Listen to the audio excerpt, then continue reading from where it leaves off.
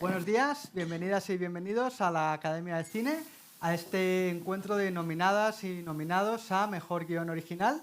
Así que vamos a dar la bienvenida a Eduard Solá, nominado por Casa en Flames, a Amelia Mora y Arantxa Echevarría, nominadas por La Infiltrada, a Alberto Marini y Marcel Barrena, nominados por El 47, Javier Macipe, de La Estrella Azul, y a Jorge Gil Muñarriz de Marco, a quien le acompañarán en unos minutos Aitor Arregui y Jon Garaño, que están viniendo de camino. Así que un fuerte aplauso para todas y todos los nominados.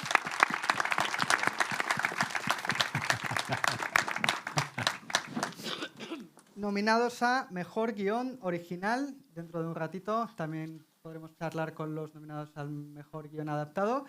Bueno, ya estamos a las puertas de los Goya. Ya sois 5 equipos nominados.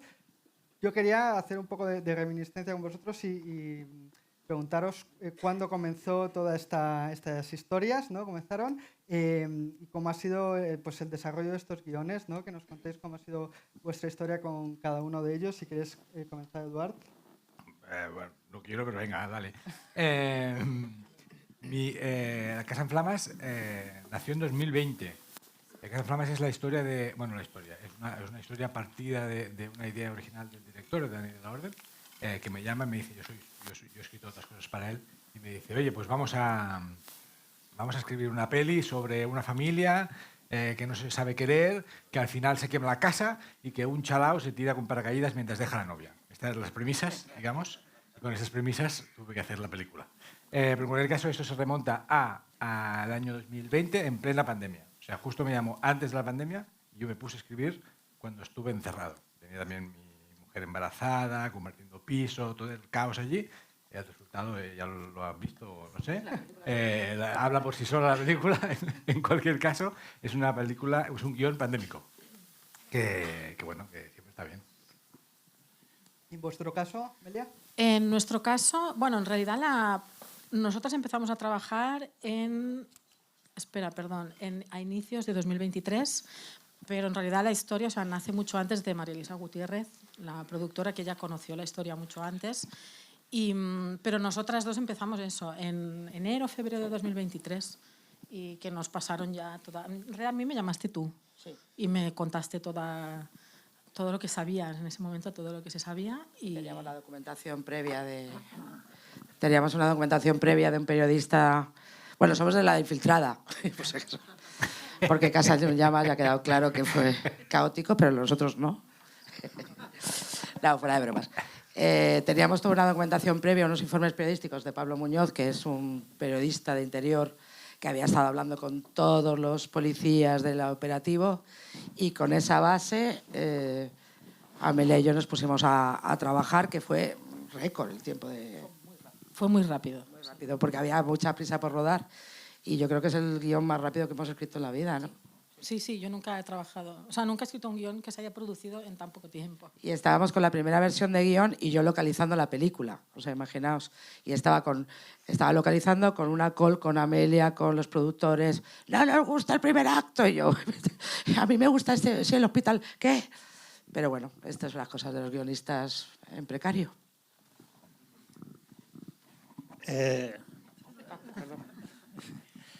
Hola, soy Marcel. Con Beto hemos escrito el guión de El 47 y esto surge porque yo había hecho una peli que se llama Mediterráneo, que fue un rodaje bastante bestia en Grecia, lejos de casa, en 6 idiomas, con nuestro coprotagonista Dani Rovira, que le habían diagnosticado un cáncer, o sea, huracanes, o sea, todo lo que podía salir mal salió, pero al final más o menos pudimos salvar la peli de un modo u de otro, pues yo me quedé con las ganas de contar algo de que estar en mi casa, en mis lenguas, el castellano y el catalán, una historia sobre mi ciudad. Y no sé muy bien todavía cómo terminé en un blog sobre un señor que contaba cosas, anécdotas de transportes metropolitanos. Y dije, ¿cuánta gente habrá entrado en este blog? Pero bueno, a mí me ha cambiado la vida este señor.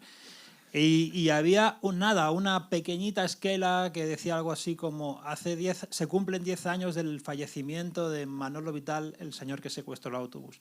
Y dije, uy, ¿qué es esto? Empecé a leer, había muy poca información. Y al final del blog había una entrada que ponía gracias, estaba en catalán y ponía gracias por hablar de mi abuelo. Dije, uy, ¿qué es esto? Entonces estaba firmado por una tal Joana Vital, la contacté, le pregunté cosas de su familia, de su historia, y empezó a contarme cosas y cosas y cosas, y empezó a crecer la bola de nieve, como que su abuela había sido una monja que dejó los hábitos por amor, que enseñaba catalán durante la dictadura, que su abuelo era un extremeño que había llegado a Cataluña y construyó su casa con sus manos. O sea, la historia del secuestro del autobús fue quedando en una anécdota para hablar pues, del problema de la vivienda, de la riqueza de las lenguas del país, de la lucha de clases, de un montón de cosas que hablaban, y de mi ciudad. Y dije, bueno, esto tengo que saber más sobre esto, y aquí estamos. Unos meses más tarde, pues yo sentí que el guión estaba bien, lo habíamos financiado, íbamos a rodar, pero que no... Yo sentía que queríamos dar un paso más, elevarlo mucho más, y entró Alberto y nos ayudó a estar aquí hoy.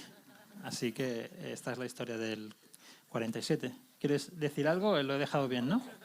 Es que es italiano, entonces voy a pasar el micro ahora a nos Javier. cuentas también cómo ha sido desarrollada esa historia, pero Javier, cuéntanos tú cuál fue el germen de La Estrella Azul. Bueno, yo llevo más o menos la mitad de mi vida imaginando y soñando ya con este proyecto. Ahora tengo 37 años, cuando tenía 19 hice un cortometraje, y en ese cortometraje quise incluir una canción de Mauricio Aznar, que es la persona en la que se inspira toda la Estrella Azul, y le pedí permiso a la madre del músico, y ella vio ese cortometraje que hice y, no sé, vio algo en mí que me dijo que le gustaría que en algún momento hiciera una película sobre la historia de sus hijos. Ella resulta que además había tenido esta idea, ya se la había dado a ella Carlos Saura, que es también aragonés de mi tierra, y sabéis que le gustaba mucho la música. Entonces, no sé si lo que quería hacer Saura era un documental o una ficción, pero bueno, no se entendieron. Entonces ella me dijo, no me acabo de entender con Saura, me gustaría que la hagas tú. Que yo dije, pero ¿estás segura de lo que está diciendo? Yo tenía 19 años en ese momento, estaba estudiando cine, no me veía capaz de empezar a pensar en algo así, pero fue hace 10 años cuando, después de hacer un corto que hice que funcionó bien y tal, que me veía capaz para empezar a pensar en esto, y ahí ya es cuando empecé el proceso de documentación, que fue muy largo, porque es una película que se rodó la mitad en Argentina, entonces tenía que conocer bien todo ese mundo argentino. Entonces lo primero que hice hace 10 años fue viajar a la provincia donde se desarrolla la película, entrevistar a mucha gente que conoció a Mauricio, hice como 50 entrevistas, y conocer de primera mano también como músico todo ese mundo folclórico, para que no tuviera esa mirada de turista. Y bueno, así... 2 pinceladas de este proceso de 18 años. Ahora nos cuentas un poco más. Vamos a dar la bienvenida, que ya están con nosotros, Aitor Arregui y Jon Garaño. Bienvenidos. Contarnos también de dónde surge Marco. Bueno, la casualidad, yo no sabía esto, pero también nosotros hemos estado 18 años trabajando en esta historia de Enrique Marco. Que cada 18 años hemos perdido ya, ¿no? Nosotros 21, pensando en el 20. En el 47. No, pero justo también fue en 2005 se dio a conocer la situación de Enrique Marco, todo el escándalo y tal, y nosotros en aquel momento, cuando leímos la noticia, pues evidentemente nos llamó la atención quién era este hombre y qué podía llevar a una persona a mantener una mentira como esa durante tanto tiempo, haciéndose pasar por otra persona y tal. Y ya, yo creo que fue rápido, en 2006, ya fuimos a su casa en Sant Cugat del Vallès y empezamos a conocerle. Él fue muy generoso, nos abrió las puertas de su casa y tal. Y ahí empezó una relación. Bueno, la primera idea era hacer un documental con todo esto, porque él estaba vivo, tenía 85, 86 años y evidentemente él tenía siempre muchas ganas de hablar y tal. Entonces la idea era esa, pero bueno, pues por los problemas que suelen tener los documentales, que siempre tienen obstáculos, más si le añades que estábamos trabajando con una persona que era complicada, que nos engañó varias veces y tal y cual, el proceso del documental se fue desvaneciendo. Y en un momento determinado, aunque habían pasado los años, como este personaje se había quedado muy dentro de nosotros, por razones que son comprensibles, bueno, pues no sé qué año sería, pues yo que sé, 2010, no, 2013, pues bueno, nos planteamos, ¿y si esto que habíamos visto siempre como un documental pudiera ser una ficción? Y a partir de ahí, pues, a ver, en Moriarty pues todo se hace de una manera como bastante colaborativa, el que hoy está escribiendo mañana está dirigiendo, el que no sé qué tal cual. Entonces, bueno, los procesos suelen ser lentos y al final pues hemos llegado hasta este 2024, 18 años después, y ha quedado pues lo que ha quedado. Coincide además que 4 de las 5 películas están basadas en hechos reales, ¿no? Y Casa en Flamas está basada en situaciones también reales, al parecer. Mi suegra. Pero quería preguntaros justamente qué reto supone contar una historia real, hasta qué punto te puedes basar en la documentación y en la historia real, y hasta qué punto tienes que reformularla para que funcione como película. Si queréis empezar desde allí y venís para acá. Empiezo yo. Bueno, tengo la cabeza un poco así, que me he dormido poco. Y, bueno, en nuestro caso además es que la película trata sobre eso, ¿no? Sobre la ficción, la realidad, y entonces nos hemos podido tomar muchas licencias, ¿no? Tenemos un pequeño prólogo de 1 minuto donde contamos un poco el contexto de los deportados españoles. Y lo primero que vemos ya, como película de ficción, es una claqueta que te avisa que lo que vas a ver a partir de ahí no tiene por qué ser cierto, ¿no? Que es una película, que es una ficción, que es nuestro punto de vista sobre Enric Marco, ¿no? Y de hecho durante la película hay momentos en los que, bueno, se refuerza esa idea, ¿no? Con trucos de cámara que se cae, etcétera, y una cartela final donde incluso decimos que hemos fabulado sobre este personaje, ¿no? Entonces, siempre es complicado, no es la primera vez que hacemos una película basada en un personaje real. De hecho, últimamente parece que nos estamos especializando en eso, cosa que nunca hemos querido. De hecho, ellos dicen, yo no tanto, pero que no les gustan los biopics, pero nos seguimos haciendo... Creemos que no son biopics, pero bueno, sí se parecen a los biopics. Hacemos todo lo posible para que no lo sean, aunque acaban siendo biopics. Y también yo creo que hay una diferencia respecto a si se trata de un personaje real, si el personaje está vivo o muerto, cómo enfocas tú la historia es diferente. No es lo mismo hablar, como en nuestro caso, del gigante Alzo que murió hace 200 años, a hablar de una persona que murió antes de ayer y que además casi todo su entorno, o sea, mucha gente sigue viva, ¿no? Entonces, pisas el terreno de otra forma, ¿no? Con cierta responsabilidad, pero sabiendo siempre que es una ficción y que tienes que generar una película, ¿no? O sea, que al final se trata de eso, de contar una historia, a pesar de que tenga una base real. En vuestro caso, ¿cómo fue esta relación con este personaje verídico? En mi caso, digamos que el reto era, a mí tampoco me gustan mucho los biopics, y particularmente los biopics de músicos, normalmente solo te interesan en la medida en que te guste ese músico. O sea, es difícil que vayas a ver una película de Elvis si no te gusta Elvis, ¿no? Entonces, en nuestro caso, el público que conocía a Mauricio Aznar era un público aragonés. No, teníamos que universalizar esa película y era un prejuicio contra el que había que luchar constantemente también de cara a conseguir la financiación, que los productores vieran que había un carácter universal. Entonces, mientras se escribía la película era siempre el plantearte si esta película tendría sentido si esta persona no hubiera existido. Esa era como la máxima, intentar escribirla de tal manera que si ese personaje realmente nunca hubiera existido tuviera interés. Claro, era difícil porque tampoco estaba clara cuál era la historia que contar. Es decir, sí que había un punto final muy fuerte de cómo terminaron la vida de Mauricio y su hermano, pero en lo demás era la madre tenía interés porque se hiciera una película, a mí me atraía él como músico, pero era de todo eso, que es una vida, que la vida no tiene un interés como relato, y entonces fue apareciendo poco a poco esa historia del viaje por Argentina. Y también fue un poco complicado el exceso de admiración que yo tenía por el músico y la sensación todo el rato de qué le parecería a él esto, que como decían ellos, él es una persona que estaba muerta, a la cual no se le puede preguntar, ¿te gusta esto que estamos escribiendo? Entonces, hasta que una vez vino su hermano y me dijo, mira, olvídate de eso, a mi hermano le parecería de puta madre porque lo estás haciendo con cariño y con pasión, ¿no? Y ahí ya hubo como una liberación de todo el rato de ese exceso de responsabilidad. Perdona, no te pegues el micro, porfa. No, ¿Quién es el responsable? Yo no tengo el micro. Marcel, perdona. Marcel, no te pegues el micro al... Contadnos en vuestro caso cómo Pero fue... No tengo cables por dentro ni nada. ¿Cómo fue... Gracias, Javier, disculpa. ¿Cómo fue en vuestro caso este retrato de Manolo Vidal? A mí sí me gustan los biopics, pero tampoco ha sido algo consciente de ir a buscarlos. O sea, las 3 pelis de ficción que he hecho han sido biopics. No sé, porque me han emocionado las historias. Y yo sí que trabajo mucho con los personajes reales o con su familia. Esta es la primera vez que nuestro personaje estaba muerto, perdón. Así que lo que hicimos fue asociarnos muy mucho con la familia directa, sobre todo con la nieta y con los amigos y los vecinos de Manolo y de Carmen, porque esta película no era solo sobre Manolo y sobre Carmen, sino que era un barrio entero.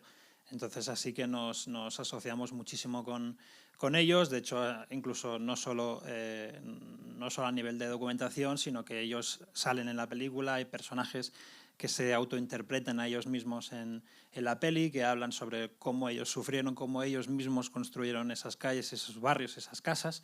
Así que la conexión con todos ellos es básica, es fundamental y al menos yo lo vivo así y bueno, ellos tenían acceso a lo que estábamos haciendo, al rodaje, a todo y de ahí creo que ha salido algo muy especial y muy real. Y de hecho han salido cosas tan preciosas como Manolo Vital hace 6 meses tristemente no era conocido, ¿no? Es verdad que era como un mito en el barrio porque fue el señor que ayudó un poco a cambiar las cosas, igual que su mujer, que Carmen, pero no era conocido. Y lo que nos hemos encontrado, cosa que es un poco, bueno, pues es maravilloso, es como ahora mucha gente sí conocía a Manolo Vital y nos dicen esto no está bien adaptado, esto yo lo conocía del partido no sé qué y no habéis hablado suficiente de esto. Y yo un poco acomplejado le decía a la familia, oye, pero este señor no sabemos quién es, no tenemos ni idea quién es. Y entonces el rizo se acaba de rizar ya cuando algunos mensajes que hemos recibido de Felipín, no sé si habéis visto el 47, Felipín es el señor que muere en el incendio. Spoiler alert, Felipín, yo cuando estuve con él esto no pasó, tal, es que Felipín no existió, es el único personaje de ficción, entonces ya es como, ok, o sea que por un lado es muy bonito el haber dado a conocer a Manolo, pero de repente te das cuenta de, hostia, cómo a veces como... A ver cómo lo digo sin quedar mal, pero cómo somos cuando algo, hostia, cómo se necesita afiliarse a algo. Pero bueno, nuestro trabajo siempre ha sido desde el máximo amor a su memoria, pero sobre todo a su familia, que es quien estuvo ahí, quien conocía a Manolo. Bueno, añado algo para demostrar que sé hablar castellano un poco. No, simplemente yendo a la pregunta, me torpedean aquí. Yendo a la pregunta, yo creo que la historia real para nosotros siempre ha sido un plus, algo a lo que agarrarnos, y cuando hemos querido alejarnos de la historia real lo hemos hecho con el cariño y con el respeto que se ha mencionado antes, y nos hemos también sentido libres de alejarnos de la historia real, pero siempre desde el punto de vista del respeto. Y esto nos ha dado, creo, la libertad necesaria para que la historia funcionara como película, pero sin perder el arraigo con la historia real. ¿Sí, ¿se ha entendido? Sí, perfecto. Habéis tenido, como decís, acceso pues en vuestro caso, al Marco de verdad, a sus familiares. Vosotros, sin embargo, os enfrentabais a un personaje mucho más enigmático, más oculto. ¿Cómo habéis contado la historia de esta infiltrada? Bueno, efectivamente, nosotras con la infiltrada no pudimos hablar con ella. Nos basábamos en los informes de Pablo y en lo que nos contaron también los policías con los que pudimos hablar, que habían estado implicados en toda la operación. Entonces ahí teníamos una doble dificultad, porque por un lado queríamos ser lo más fieles posibles a todo lo que le había sucedido a ella, pero a la vez teníamos que hacer un thriller, entonces había que buscar la tensión, ¿no? de dónde salía. Y yo, o sea, no sé si ahora me voy por la tangente, pero me acuerdo que nos pasaba una cosa que a los policías les preguntábamos, oye, ¿y en algún momento sufristeis por ella? ¿No? Porque la estaban vigilando y al final, o sea, era una chica que se estaba metiendo cada día ahí en el mundillo de simpatizantes de ETA, luego estaba conviviendo con 2 etarras y nos decían que no. ¿No te acuerdas? Y era en plan, pero que era muy peligroso lo que hacían. No, pero no, la teníamos muy controlada, ¿no? Y no sufrían. Y 8 años. claro. Claro, o sea, la policía también nos contó muchísimas cosas que un policía nos contaba una cosa y el otro lo contrario, ¿no? Policías. Y hablando de una infiltrada, ¿no? Entonces, aquí Amelia y yo decidimos hacer nuestra infiltrada. Sí. Hubo un momento en que dijimos, lo que nos están contando, el inhumano que es el controlador nos contaba que ella, por ejemplo, tenía el pelo hachazo, iba vestida como una Berchale y la policía mujer decía, pero era poco pija, que iba bien. Yo era como, no sabíamos si nos estaban contando también la verdad, ¿no? O qué, porque al fin y al cabo estábamos hablando de una infiltrada. Y sobre todo, desde el punto de vista de escritura, era cómo era ella. Además, no encontrábamos una motivación personal para entender que alguien desde los 20 años deje su vida durante 8 años por una causa noble y estupenda, sin tener ningún mérito. Ella es catalana, yo soy vasca y encima soy boyera. O sea, es que era todo imposible, ¿no? Era encontrar ese nexo, nos costó. Y le preguntaban mucho a los policías por qué, ¿no? ¿Por qué? Y había un momento en que decidimos que Amelia y yo vamos a crear nuestra Arantxa, ¿no? Y luego teníamos el hándicap de los 8 años. Contar 8 años de una vida, que era lo que nos parecía más importante. Y ahí tuve la suerte de que Amelia es una estructura con piernas, que yo soy como más, el gato, es muy importante el gato. Y ella, ¿qué me estás contando? Pero el gato está muy bien, pero tenemos que contar la historia de esta señora a 8 años. Y yo creo que eso mejor lo puede contar. No, bueno, sí, no, porque sí, yo soy muy friki de la estructura, entonces, o sea, sí, lo analizo todo en primer acto, segundo acto, tercer acto. Y para eso sí, claro, tuvimos que recortar un montón, es decir, empezamos intentando contar. Ya desde el principio sabíamos que los 8 años no nos iban a caber, pero sí que intentamos hacer un primer acto con un poquito, ¿no? De, bueno, esos primeros 8 años, ¿cómo fueron para ella? Y hubo que recortar un montón porque no cabía. Y ahí es donde que había que trabajar la estructura, ¿no? Pues para que todo no perdiésemos esa tensión que queríamos tener. Es una gran mentira ficcionada con mucha base de realidad. No tengo ni idea qué es en realidad. Tus personajes son ficticios, pero... ¿Qué quieres que te cuente? Pero ¿de dónde has sacado la inspiración para estos personajes que son con actitudes muy reconocibles, yo creo que por mucha gente? Sí, creo que es significativo que todas las historias estén basadas en bueno, todas menos esta, pero también, ahora lo cuento, que dice mucho de la industria. No sé si es positivo o negativo, pero en cualquier caso, como que la industria necesita, siempre cuando no hay nada, necesita algo que cogerse, porque al final el cine vale mucho dinero y hay mucha gente que invierte en esto, no sé cuántos, y tener algo a lo que agarrarse siempre está bien como para empezar los procesos. Que por eso creo que hay esta coincidencia. En el caso de Casa en Flamas no es que sea excepcional, porque esto que digo es una cosa de universo. La burguesía catalana es en sí misma una historia real, ¿no? O sea, la familia de la película está espiritualmente basada en la familia de Dani de la Orden, y los catalanes somos muy como... Bueno, yo soy un charnego, ¿no? Pero así en general la burguesía catalana, son esta gente que va dejando los cadáveres al principio de las pelis por allí, son muy particulares y son muy reconocibles, digamos. Y lo que ha pasado así en general ha sido como el caso contrario. Bueno, un poco como lo que contaban por aquí, que muchísima gente me ha enviado WhatsApp diciendo, ¿te has basado en mí para hacer esto? Oye, yo estaba en mi casa tranquilo, me lo he inventado, ¿no? Pero sí, como de algún modo los personajes están construidos a través del gris, y todos, el gris no de que bueno o malo, sino de tener ninguno de los personajes es un héroe completo, un villano completo, ¿no? Todos somos lamentables, como vosotros y como nosotros, ¿no? Todo el mundo lamentable. Partiendo de esta base, de esta categoría de gente lamentable, pues claro, la gente va al cine y se siente reconocida, ¿no? Empatizas con esos seres lamentables. Sí, pero buena gente, ¿eh? Gracias por venir.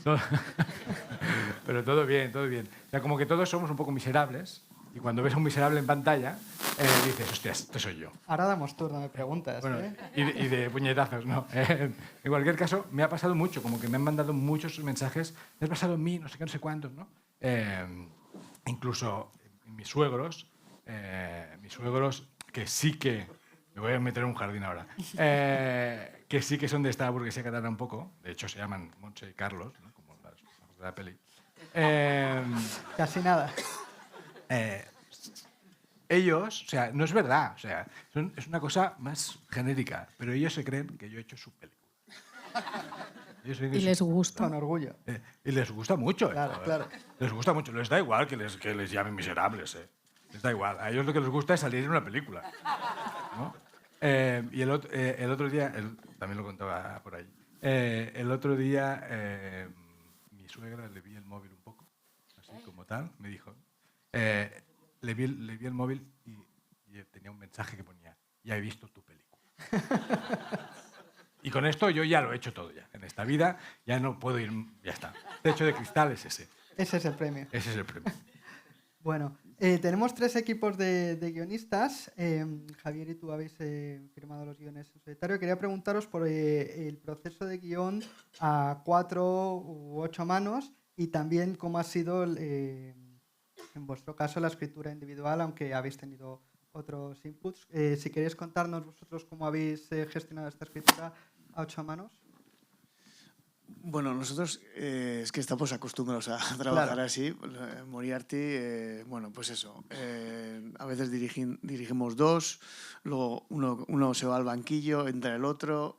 Bueno, esto desde hace 25 años ha sido así, ¿no? Y en el proceso de escritura, pues, digamos, es un primer paso natural, digamos, de esa colectividad, ¿no? Cuando en 2006 Jorge nos propone esta historia, digamos que el debate ya fue desde el primer momento bastante, digamos, comunitario, ¿no?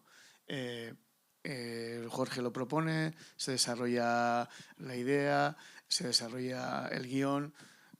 Como han comentado antes, pues pasan los años y de documental pasamos a primero a la opción de hacer una especie de híbrido, que podría ser que no sabías muy bien ni qué era eso, pero bueno, nos sonaba bien, ¿no? En la cabeza.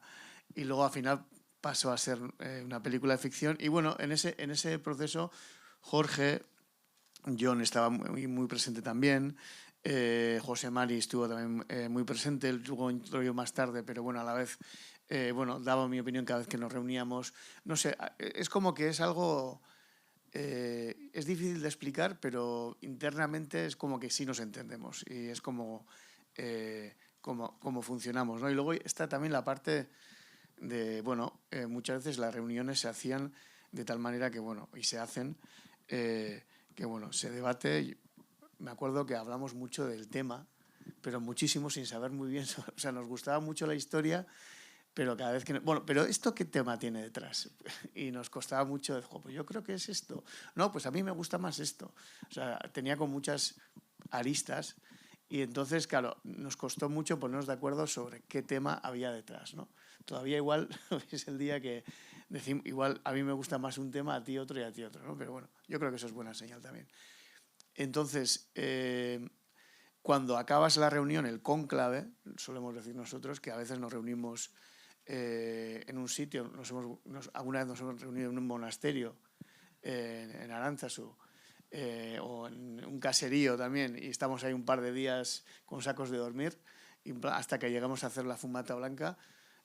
Tiene que ir por aquí, la estructura tiene que ser esta, el final tiene que ser este, y luego alguien que está un poco más animado o seguramente con más energías que los otros que estamos ya hasta aquí, pues dice, pues igual lo voy a coger yo, y se hace una nueva versión, ¿no? Y esa persona hace esa nueva versión. Y así un poco durante 18 años con momentos más o menos activos, porque claro, también esto va de la mano de la financiación que puedas lograr, ¿no? Si ves que todo se va estructurando adecuadamente, pues también se activa, digamos, este proceso de reescritura. Y sin olvidarnos también de que hemos acabado de reescribirlo en edición. Quiero decir que está la parte de escritura de guión, también yo creo que en rodaje también vuelves a escribirlo de alguna manera, con las propuestas de los actores. Yo no lo diría así, yo creo que esto no va por aquí y tal. Eduard en ese sentido, Eduard Natalí también, eran muy propositivos y lo que proponían normalmente tenía mucho sentido. Y luego ya en la edición, estos meses de edición, pues terminas, digamos, de esto que tú pensabas que iba a funcionar así, pues resulta que igual la dictadura de la edición te lleva a tener que abrir esta puerta, y por esa puerta igual terminas de escribir la última versión del guión, que es la película, el resultado de la película.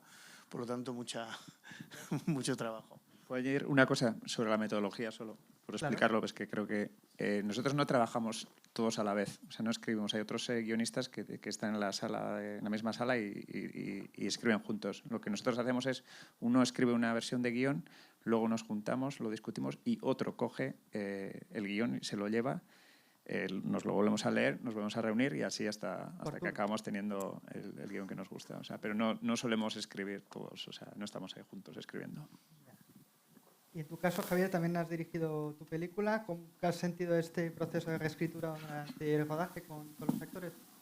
Sí, en mi caso, de hecho, bueno, más que durante el rodaje, todo lo que son los diálogos de la película, durante todo el proceso de documentación y ensayos, siempre fui ayudándome, especialmente en Argentina, de gente del lugar, porque claro, hay gente que piensa que en nuestra película se improvisa mucho. Es una pregunta que me suelen hacer, si los diálogos, cómo de improvisados están, porque los personajes no son actores. Aquí tenemos una actriz de la película, por ejemplo, Mariela, y por ejemplo, ella, en el proceso en el que yo empecé a tener primero borradores y otras personas de Santiago, leían y me ayudaban a cómo tienen que ser esas palabras. Pero al final, el guión que se llevó a rodaje y lo que decían es exactamente lo que estaba escrito. Pero sí que fue un proceso muy largo, y también en España, porque es una película ambientada en los 90. Yo en los años 90 pues tenía 10 años, ¿no? Entonces, tampoco recordaba exactamente muchas expresiones, que hay muchas cosas que sí que han cambiado, viendo vídeos que veía, de la manera de expresarnos, ¿no? Entonces, también mucho con el entorno de Mauricio, pues sobre todo en esa faceta de los diálogos, no tanto cosas estructurales de la película, sino ahí siempre hubo un proceso en el que hay muchísimos co-guionistas en esta película. Para conseguir la autenticidad, ¿no? Claro. Y en vuestro caso, Marcel, Beto, ¿cómo fue esta dinámica de Yo hice las primeras versiones, que es con la que financiamos el proyecto, y yo sí que sentí que teníamos que dar un paso más, y es cuando convencí a Beto de que nos ayudara, y él es un poco como su equipo, ¿no? Que yo era un poco más caótico de ideas que sí o sí quería meter, y él me ayudaba mucho a estructurarlas, y bueno, pues la técnica del guión él la tiene sobradamente conocida, y bueno, nos ayudamos el uno con el otro en mi caos y su matemática.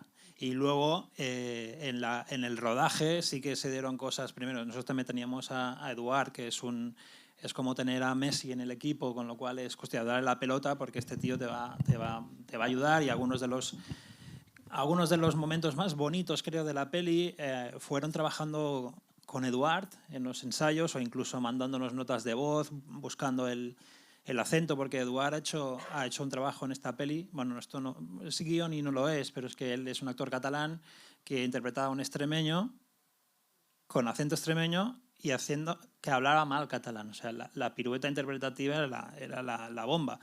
Y esto nos daba pie a mucha charla para buscar el acento, pero a la vez para buscar frases y buscar diálogos que luego entraron en la película, y algunos de los más bonitos surgieron así. Así como cuando ya en rodaje mismo, como teníamos a vecinos reales, no reales porque son vecinos hoy, sino que son reales porque es que ellos mismos subieron a ese autobús ese día, o construyeron esas calles ellos en su juventud, y ahora estaban en la película interpretándose a ellos mismos o interpretando a sus padres. Incluso les pusimos, si veis la peli, al final, que termina con algo que nunca se ha visto en la historia del cine, que son las fotos reales del caso. Esto no se había hecho nunca. Hemos roto aquí los moldes de la originalidad. Pues en esas fotos están los familiares de los actores. Entonces a José Manuel pues le pusimos en el plano que recreamos en la peli, en el sitio donde estaba su padre, y así. Entonces ellos lo vivían de una forma estratosférica. O sea, la empatía que ellos tenían con la peli era otra cosa que yo no había visto en la vida. Entonces esto me da a pie que, por ejemplo, en la secuencia del rodaje de la Asociación de Vecinos, pues estaban Eduard, Clara, Salva, Óscar, Betsy, actores de primerísimo nivel que obviamente sabían lo que tenían que interpretar y cómo lo sentían y cómo lo decían, pero a Desideria, que es una señora de 90 años de Torrebaró, extremeña, o a Salustiano, y yo les dije, oye, ¿os acordáis cómo estabais vosotros en ese momento? ¿Cuáles eran las quejas? Porque no solo en los 70, sino incluso hoy las quejas son las mismas porque no le han solucionado... Bueno, ahora gracias a la peli el barrio ha empezado a mejorar, pero les dije, oye, mira, los actores no van a saber que vosotros vais a decir cosas y ellos ya reaccionarán. Entonces los actores no sabían que Desideria y José Manuel iban a hablar. Entonces me decía Salustiano, José Manuel, Salustiano y Desideria. Y Salustiano me dice, pero ¿qué hago? ¿Qué digo? Digo, tú habla de cómo sientes el barrio, las mejoras que tenemos que hacer. Di esto, esto, esto y esto. Entonces, claro, o sea, si habéis visto la peli, esa secuencia que es muy de verdad, porque esta gente está hablando de lo que necesita, de verdad, lo que necesitaba en los 70. Y pasó algo, bueno, ese día fue altamente emocionante para todos, pero una cosa bonita que pasó es que Salustiano, que es el señor que se parece a Picasso, que el pobre, bueno, su máxima ilusión en la vida era llegar a ver la película. No pudo porque murió 2 semanas antes. En un pase tipo un chaval levantó la mano y dijo, mira, que sepas que soy el nieto de Salustiano y que hasta el último día estuvo pidiendo a las enfermeras y a los médicos y a las doctoras que el día 6 de septiembre fueran por favor al cine a ver su peli. O sea, era su peli, porque en esa secuencia él habla de lo suyo. Y entonces, que el barrio está tan mal. Esa secuencia, si la habéis visto, es real. El barrio está tan mal que no tenemos luz, que tengo que irme a cagar en la lata de sardinas en el foso. Y estábamos tan mal. Esto vais a ver por qué no lo he montado. Y estábamos tan mal que mi amigo Manolo tuvo que secuestrar un autobús para demostrar. Digo, corten. Digo, Salustiano, coño, me has hecho un spoiler aquí de cojones. Tal. Entonces, bueno, que me lío un poco, pero quiero decir que era un sistema de escritura con Alberto. Él nos ponía la matemática y luego, gracias a nuestros maravillosos actores y a la vida que había ahí, pues se generó este guión. Bueno, yo creo que si en mi familia, si dicen que yo he puesto la matemática, se van a descojonar. Lo que pasaba es que había caos yo y ultra caos Marcel. Y para hablar de método, me ha dado muchísima envidia los Moriarty antes. Es lo que uno cogía el guión, los otros... Yo durante distintos momentos de nuestra colaboración he pensado que eso se iba al garete, porque no es matemática y caos. Yo creo que quien entra sobre un trabajo de otro, ¿no? Por supuesto entra con autoría, pero tiene que respetar las intenciones de quien ha generado el proyecto, sobre todo si es el director. Y creo que a veces ponernos de acuerdo o que yo entendiera lo que tú querías contar en algún momento nos ha generado un debate, algunas discusiones importantes, pero que después han confluido en algo que queríamos. Y mientras hablabais, seré breve, no sé por qué, mientras hablaban ellos, me ha acordado un momento del desarrollo del proyecto para que entendáis cómo trabajamos. Un día me tocaba a mí, creo, escribir algo, y le he enviado un WhatsApp diciendo, ¿estás operativo? Y él me dice, sí. Entonces le envío una página de Final Draft y él me envía un audio de respuesta. El audio, se oía la voz de Marcel y... Bueno, ya está. Reviso el texto. Estaba a caballo después el tío. Porque después me enviaba audio con el sonido del caballo y digo, ¿pero dónde estás? Y me envía la foto, a caballo leyendo el guión y enviándome notas.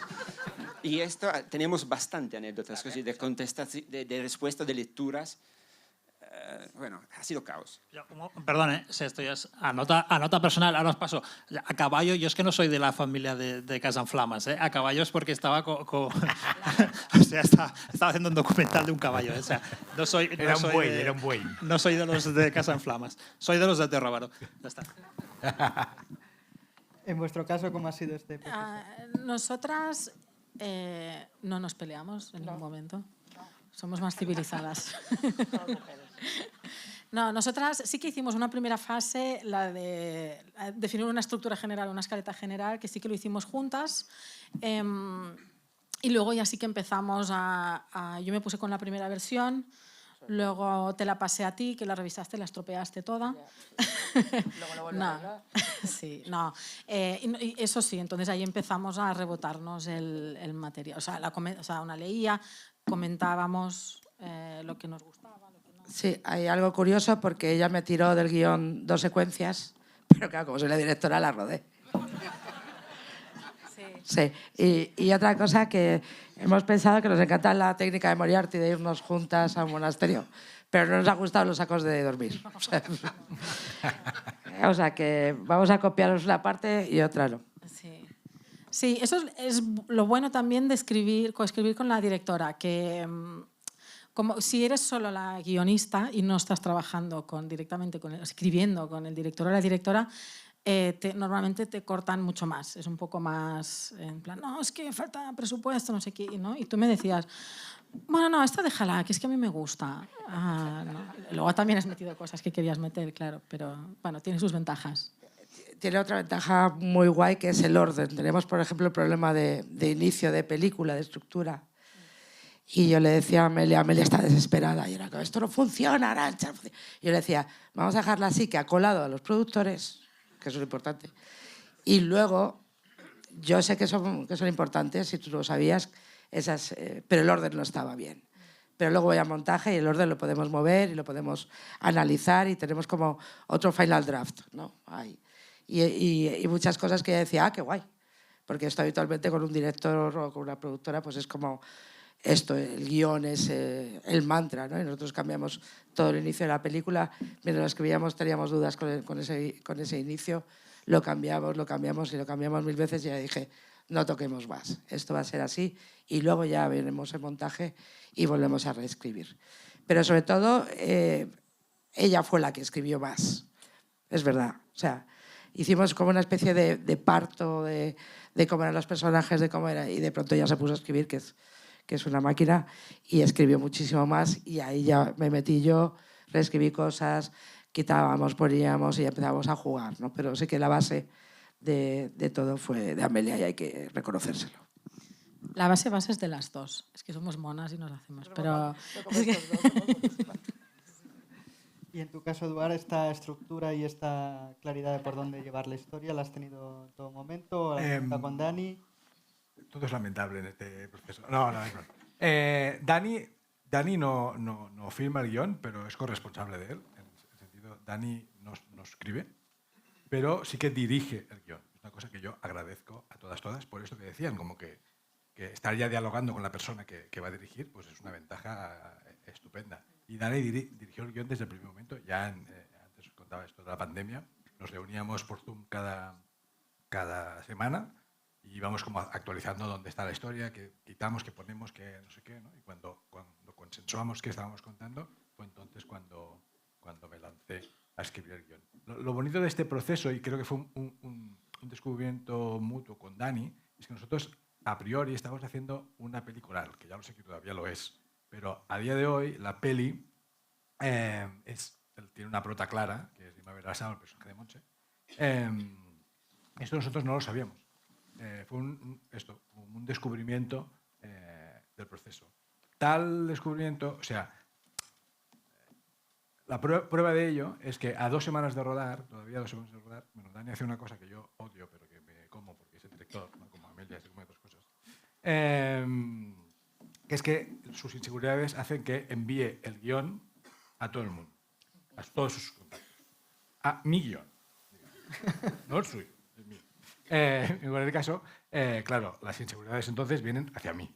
En cualquier caso, de esto, que yo lo quiero ahorcar a Dani, pero lo quiero y no pasa nada, no tanto, surgió una persona que dijo una cosa muy sensata que decía, hostia, me gusta mucho, pero necesito algo que me ancle la película. O sea, que un tema, o sea, hay muchos temas en la peli, necesito salir de la sala del cine con solo como jerarquizar estos temas, ¿no? Y entonces salió allí la idea de esa discusión que no sé si habéis visto la peli, pero hay una gran discusión al final de la peli y hay un gran speech del personaje de Montse. Ese speech tenía 3 líneas. Pues gracias a esta búsqueda de jerarquizar los temas, dijimos, oye, ¿por qué no hacemos crecer este speech? Y allí me tenéis a las 10 de la mañana en calzoncillos de verano, ¿verdad? Allí escribiendo el speech de Montse. Y luego pasa todo esto y luego llega Emma Vilarasau. Que Emma Vilarasau, aquí los castellanos no la tenéis muy controlada, pero en Cataluña es un tótem, ¿no? Es como una gran diva, digamos, ¿no? Es nuestra Meryl Streep, ¿no? Y entonces, como bueno, pues llegó ella y reafirmó esto, ¿no? Porque a lo mejor con otra actriz, con otra actitud, con otro todo, este protagónico se hubiera como desvanecido tal, pero de repente la tienes a ella y acabó de pasar lo que ya estaba pasando en el desarrollo, ¿no? Que el personaje de Montse se convierte en fundamental y en el prota de la peli. Aparte tengo que decir que el Dani Rueda, bueno, ya veis que mi relación con Dani es compleja, es bonita, muchos años, mucha amistad, no, te lo digo de verdad. Dani Rueda empieza a rodar por la mañana, rueda la escena, la rueda tal cual como el guión, luego invierte todo el resto de horas a cambiar ese guión. Entonces yo estoy por la noche haciendo los dailies. Los dailies son como eso que te mandan por la noche. Sí, bueno, a veces. O sea, lo que me interesa, las transcripciones no lo veo. Veo los dailies y claro, cada noche me entra un ictus, ¿no? Porque han ahí improvisado, no sé qué, y para llegar del punto A al punto B han hecho 8.000 vueltas, no sé qué, no sé cuántos. Total, se acaba el rodaje y yo estoy triste. Estoy pensando qué coño han hecho, ¿no? Pero hay una ventaja del cine, que es que hay esa tercera escritura, ¿no? Esa tercera escritura que es el montaje, ¿no? Y en Cazaflamas pasa una cosa delirante pero funcional, que es que la versión de montaje buena duraba 2 horas 45. Era Titanic. Y afortunadamente los productores dijeron, no, esta peli es de 1 hora y media, sobran 1 hora y pico, ¿no? Entonces, ¿qué pasó? Que al cortar esa hora y pico, la peli quedó, la peli que podéis ver vosotros, es el guión que yo escribí, más las 4 perlas, ¿no?, que consiguieron con estas improvisaciones y tal. Cosa que me parece un plan perfecto. O sea, el plan perfecto porque hay las 4 perlas y hay otra cosa, que es que las interpretaciones creo que tienen un extra de verosimilitud gracias a que para llegar a esa frase han dado 80.000 rodeos. Así que no sé si estratégicamente, queriendo sin querer, pero al final, bueno, todo ha salido bien. Buena colaboración. Tenemos tiempo para hacer un par de preguntas. Allí tenemos una pregunta. Te acercamos un micrófono. Hola, buenos días a todos y todas. Es una pregunta para los guionistas de Marco. Me gustaría saber, me sorprende muchísimo cómo un personaje, en la realidad de él, que fue secretario general de la CNT, además en un momento tan súper especial como fue la transición, lo eludís en la película, no existe. Me gustaría saber por qué. Voy a contestar yo porque... ¿Quieres contestar? No. Bueno, pues básicamente porque con la historia de Marco se pueden contar un montón de historias. Es decir, hay muchas cosas de Marco que no contamos en la película. Y no entraba, no había espacio.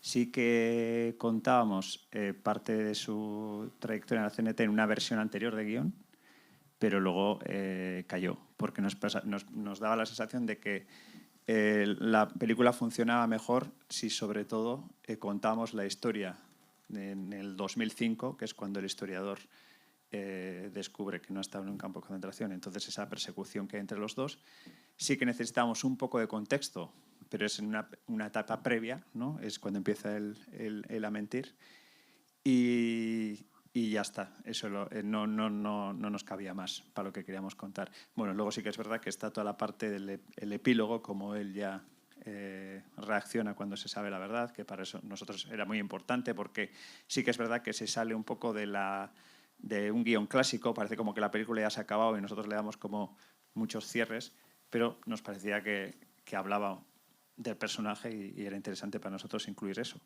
Pero todo un montón de cosas más de Marco pues no están precisamente pues por eso, pues porque no había. No, que antes hemos aludido al tema del montaje, de la reescritura que supuso el montaje, y básicamente, bueno, no sé, creo que es un proceso bastante normal. En cualquier proceso vas depurando, ¿no? Y el mayor cambio es que la versión que llegó a montaje, el historiador tenía más peso. O sea, la persecución del historiador estaba más presente y en esa persecución el historiador hablaba con gente del pasado de Marco, entre otra gente, pues gente de ese periodo de la CNT y tal, y ibas descubriendo como más cosas. Pero también, como han aludido antes al caso, los actores tienen un peso y hacen que la película, de repente, cuando tú la veas, no es exactamente la que tenías en mente. Y creo que nos pasó a todos un poco con la interpretación de Eduard, ¿no? Que claro, era como que un personaje muy normal, que es lo que es Benito Bermejo, perseguía a un personaje como extraordinario. Perdón. Y entonces, no, pues de repente la composición que hizo Eduard y el personaje era como que hacía, ¿no? En los primeros visionados y tal, teníamos la sensación de que cuando aparecía el historiador aquello decaía un poco. O sea, decías, es que quiero estar todo el rato con este personaje tan oscuro, o sea, ese enigma me arrastra mucho más que la persecución de este pobre hombre que simplemente quiere resolver esto. Entonces, en montaje a veces hay que tomar decisiones un poco drásticas o duras, pero es que hay que escuchar a la peli y la peli te va diciendo cosas, ¿no? Bueno, es lo que tiene que preguntaros Moriarty. Haces una pregunta y hay 3 respuestas. Pero, no, por añadir una cosa, es que cuando o sea, tienes que elegir. Antes hablábamos de si nos gustan o no nos gustan los biopics y tal. Tú cuando quieres contar la historia de una persona no puedes contar toda su vida. La puedes contar, pero puede que se resienta la narrativa de la película. Las películas biopics o no biopics, pero que se basan, digamos, en un personaje o en lo que hizo o en el tema que puede haber detrás, digamos, de las decisiones que toman, las buenas al menos toman decisiones como este capítulo no me interesa. Pues si quiero meterlo en 1:40 o en 2 horas o en 2 horas y media, este capítulo no me interesa. Y añadiendo un poco a todo lo que han dicho mis compañeros, te diría que no nos interesaba mostrar la trayectoria vital de Marco así per se. Lo que nos interesaba sobre todo era todo el tema de por qué hace esto, por qué toma la decisión de mentir y coger la identidad de una persona real que estuvo en un campo de concentración y a partir de ahí generar una especie de historia quijotesca en el que él se pone en el epicentro como si fuera un héroe. Y eso nos llevaba sobre todo a situarlo en donde comentaba John, que es antes del escándalo y después del escándalo, con un cierto contexto, digamos, previo y luego un epílogo largo. Pero bueno, como guionista tienes que decidir y yo creo que es un proceso natural, tiene que ser así. Pues lamentablemente no tenemos más tiempo porque ahora vamos a tener también un encuentro con los nominados a Mejor Guión Adaptado. Muchas gracias a todos y a todas por habernos acompañado y hasta el 8 de febrero. Pues lo siento, de verdad, ¿eh? Lo siento. No, nada.